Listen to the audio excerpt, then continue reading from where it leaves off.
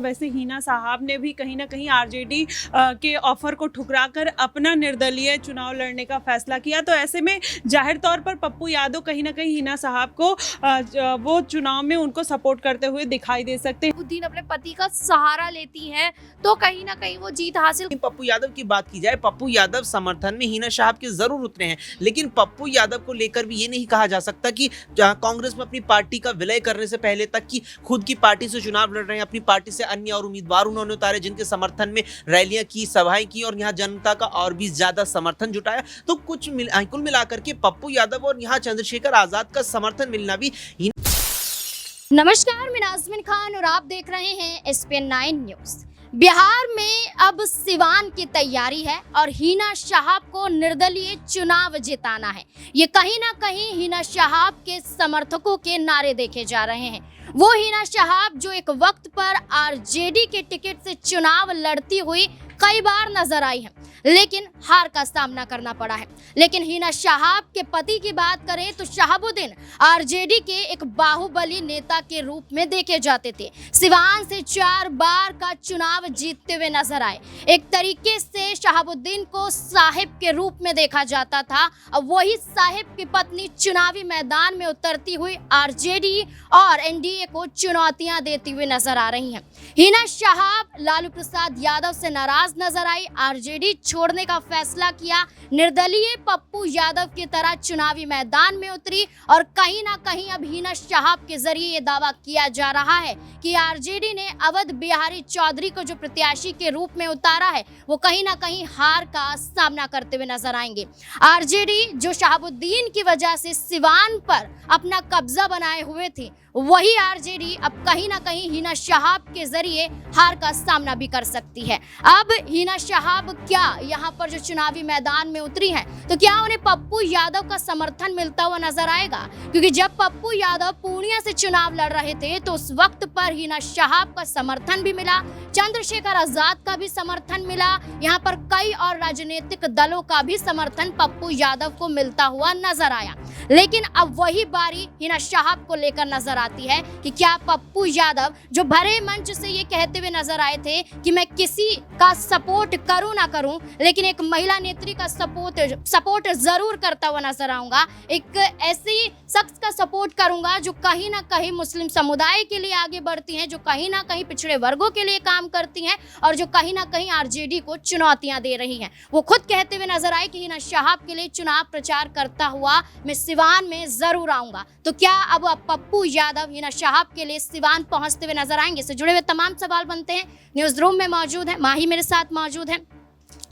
माही, क्या लगता है कि जैसे कि पप्पू यादव पूर्णिया में जन समर्थन पाते हुए नजर आए थे, वो खुद वहां से भरे मन से ऐलान करते हुए दिखाई दिए थे कि हिना साहब का समर्थन करेंगे, प्रचार करेंगे और जिताने की पूरी कोशिश करते हुए नजर आएंगे, तो क्या अब पप्पू यादव भी सिवान जाएंगे और हिना साहब के लिए प्रचार करते हुए देखे जा सकते हैं? जी बिल्कुल, जिस तरीके से पप्पू यादव ने नामांकन निर्दलीय भरा था, वैसे हिना साहब ने भी कहीं ना कहीं आरजेडी के ऑफर को ठुकराकर अपना निर्दलीय चुनाव लड़ने का फैसला किया। तो ऐसे में जाहिर तौर पर पप्पू यादव कहीं ना कहीं हिना साहब को वो चुनाव में उनको सपोर्ट करते हुए दिखाई दे सकते हैं और उनको एक ताकत भी दिला सकते हैं। अब ऐसे में माना जा रहा है कि हिना साहब जिस तरीके से एक स्ट्रॉन्ग कैंडिडेट के रूप में सामने आ रही हैं, आरजेडी का उन्होंने ऑफर जब ठुकराया, लालू यादव ने उनको फ़ोन भी किया था लेकिन उन्होंने उनके ऑफर को मना कर दिया था। तो ऐसे में अब माना जा रहा है कि हिना साहब एक दमदारी के रूप के साथ फिर से वापस मैदान में उतर रही हैं और फिर से वो जीत भी हासिल करते हुए भी दिखाई दे सकती हैं। जी, शिवान की बात करें तो कम से कम 3 से 4 लाख मुस्लिम आबादी वहां पर नजर आती है। यादव समुदाय की बात करें तो 2 से 2.5 लाख आबादी वहां पर नजर आती है। अति पिछड़ा की बात करें 2 से 3 लाख की आबादी वहां पर नजर आती है, यानी कि अच्छा खासा वोट बैंक यहाँ पर हिना साहब को मिल सकता है और खुद एक मुस्लिम कैंडिडेट के रूप में भी नजर आती हैं। तो अब यहाँ पर हिना साहब के लिए जीतना आसान है, लेकिन शहाबुद्दीन के जरिए जीत हासिल करती हुई नजर आएंगी या अपने दम पर जीत हासिल करती हुई नजर आएंगी, ये देखना काफी दिलचस्प होने वाला। शालिनी मेरे साथ मौजूद है।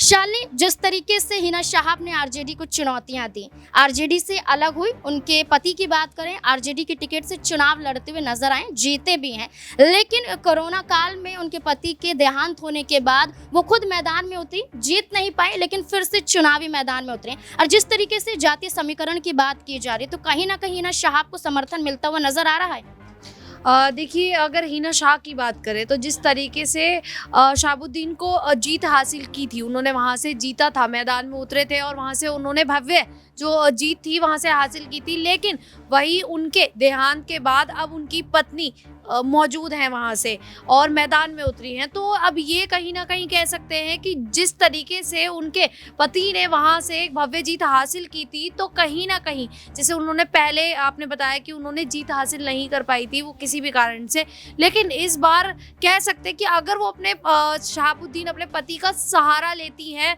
तो कहीं ना कहीं वो जीत हासिल कर सकती है। लेकिन जिस तरीके से पहले के अगर नतीजे देखे जाए तो ये भी कह सकते हैं कि हो सकता है कि कुछ भी ऐसे कारण बन सकते हैं जिसके कारण वो जीत ना हासिल कर पाए और उन्हें हार का सामना करना पड़े। देखिए, बिल्कुल यहाँ पर कुछ भी हो सकता है, लेकिन हाल ही में हीना के समर्थन में कई ऐसे लोग भी उतरते हुए नजर आए और हीना को माँ दुर्गा की ओढ़नी भी उड़ाते हुए दिखाई दिए। तो ये कहा जा रहा है कि सिर्फ मुस्लिम आबादी की बात ना की जाए, हिंदू आबादी की भी बात करें तो उनका भी समर्थन मिलता हुआ नजर आ रहा है। अक्षय मेरे साथ मौजूद है, जानने की कोशिश करेंगे क्या लगता है अक्षय, जैसे कि अभी यहाँ पर ओढ़नी उड़ाते हुए कई समर्थक हीना को नजर आए और ये दावा कर रहे थे कि हम उनके साथ हैं, तो क्या मान लिया जाए कि जो आरजेडी ये दावा कर रही थी कि वो बेशक आरजेडी से अलग हट जाएं, चुनाव नहीं जीत पाएंगी, अवध बिहारी चौधरी ही चुनाव जीतते हुए नजर आएंगे, तो क्या लगता है कि जैसे जैसे समर्थकों का हुजूम आगे बढ़ रहा है वैसे वैसे हीना के लिए चुनाव जीतना सिवान से आसान हो रहा है? देखिए, केवल समर्थकों के हुजूम के आधार पर ही बात नहीं कही जा सकती। हिना शाहब जिस तरीके से 2009 में लोकसभा का चुनाव सीवान से लड़ी, 2014 में लड़ी, 2019 में लड़ी, अब गौर करेंगे तो 2014 और 2019 में उन्हें हार का सामना करना पड़ा था। और जब 2021 में उनके पति शहाबुद्दीन का यहाँ पर निधन हुआ, उसके बाद मुख्य रूप से आरजेडी ने शहाबुद्दीन परिवार से या कहीं सीधे तौर पर हिना शाहब से अपना पलड़ा झाड़ लिया और फिर अब जाकर के सीवान से यहाँ अवध बिहारी चौधरी, पूर्व जो यहाँ स्पीकर थे बिहार विधानसभा के, उन्हें यहाँ पर जिम्मेदारी दी या कहीं कि लोकसभा का टिकट दिया। अब यहाँ पर एक चीज ये भी अहम हो जाती है कि जिस तरीके से हिना शाहब 2014 के आम चुनावों में, 2019 के आम चुनावों में अपनी सीट नहीं बचा पाई, जबकि उस वक्त जो उनका खुद का एक अपना जनाधार था, आरजेडी का जनाधार तो अपने साथ था ही, जो मोहम्मद शहाबुद्दीन का अपना खुद का जनाधार था वो भी कहीं ना कहीं हिना शाहब के साथ था। उसके बावजूद वो 2014 और 2019 में सीवान का किला फतेह नहीं कर पाई। लेकिन अब की बार अगर आप देखेंगे तो सीवान भी बिल्कुल यहाँ पर पुणे की तरह बनकर रह गया है, लेकिन अंतर यहाँ पर यह है कि पूर्णिया में पप्पू यादव थे और सीवान में इस बार मोहम्मद शहाबुद्दीन नहीं, निर्दलीय हिना शाहब है। हिना शाहब को वोट मिलेगा, अच्छा वोट मिलेगा, लेकिन वो यहाँ जीत जाएंगी इसकी संभावनाएं बेहद कम है, क्योंकि सीधी बात वही है कि एक तो पार्टी आपके साथ नहीं है, दूसरा यहाँ मोहम्मद शहाबुद्दीन खुद नहीं है। अगर उनका आप यहाँ पप्पू यादव से तुलना करेंगे तो देखिए, पप्पू यादव खुद केवल पूर्णिया से ही 2 बार निर्दलीय सांसद रह चुके। पप्पू यादव का अपना खुद का पूर्णिया में बहुत बड़ा जनाधार है, जो सीवान में यहाँ मोहम्मद शहाबुद्दीन के बाद अब हिना शाहब का इतना नहीं है। तो कुल मिलाकर के जीत की संभावनाएं तो उनकी कम है, बाकी 4 जून को पता चल ही जाएगा। देखिए, जैसे कि आपने कहा है कि पार्टी का समर्थन नहीं है, इसलिए कहीं ना कहीं चुनाव जीतना मुश्किल हो जाएगा। पहले पार्टी का समर्थन भी था, तब भी जीत हासिल नहीं कर पाई थी, लेकिन जैसे कि बात करें पप्पू यादव समर्थन कर रहे हैं, यहाँ पर चंद्रशेखर आजाद की बात करें, वो खुद अपने प्रत्याशी को उतारते हुए 2 सीटों पर नजर आ रहे हैं और खुद कहीं ना कहीं ये कहा जा रहा है कि वो हिना शाहब का समर्थन करते हुए देखे जा रहे हैं। जब इतने राजनेताओं की बात करें सामने आ रहे हैं, समर्थन कर रहे हैं, तो क्या ये कहना मुमकिन नहीं होगा कि हिना शाहब का दबदबा सिवान पर नजर आ सकता है? देखिए, चंद्रशेखर आजाद का यूपी में खुद का कितना जनाधार है, नगीना से वो चुनाव लड़ रहे हैं। चंद्रशेखर आजाद को लेकर खुद ये सवाल उठ रहा है कि आपकी सियासी जमीन पश्चिम उत्तर प्रदेश है, आपने अपनी जो यहाँ राजनीति की अपनी पकड़ बनाई है, राजनीति में वो उत्तर प्रदेश के पश्चिमी छोर से बनाई है, वो भी नगीना को आपने गढ़ बनाया है।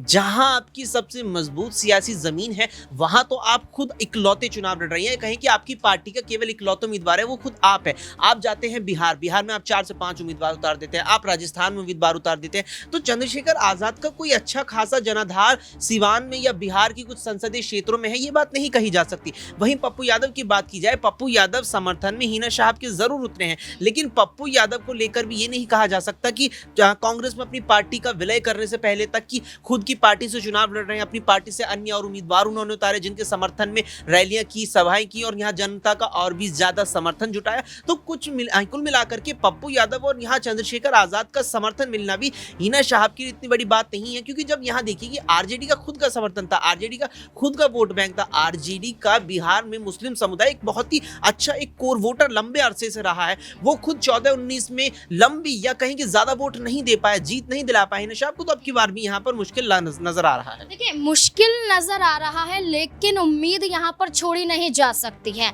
उम्मीद की बात करें तो पप्पू यादव खुद निर्दलीय चुनावी मैदान में उतरते हुए दावा करते हैं। खुद आरजेडी को लेकर यह दावा किया जा रहा है कि वो नहीं चाहते कि ऐसे लोग चुनाव जीते जो कहीं ना कहीं आरजेडी को ही चुनौतियां देते हुए नजर आए। अब देखना होगा कि हिना साहब के समर्थन में पप्पू यादव का बयान क्या सिर्फ बयान ही है, वाकई सिवान में पहुंचते हुए नजर आएंगे। आपकी क्या राय इस मुद्दे को लेकर कमेंट सेक्शन में जरूर बताएं। देखते रहें SPN9 न्यूज़। धन्यवाद।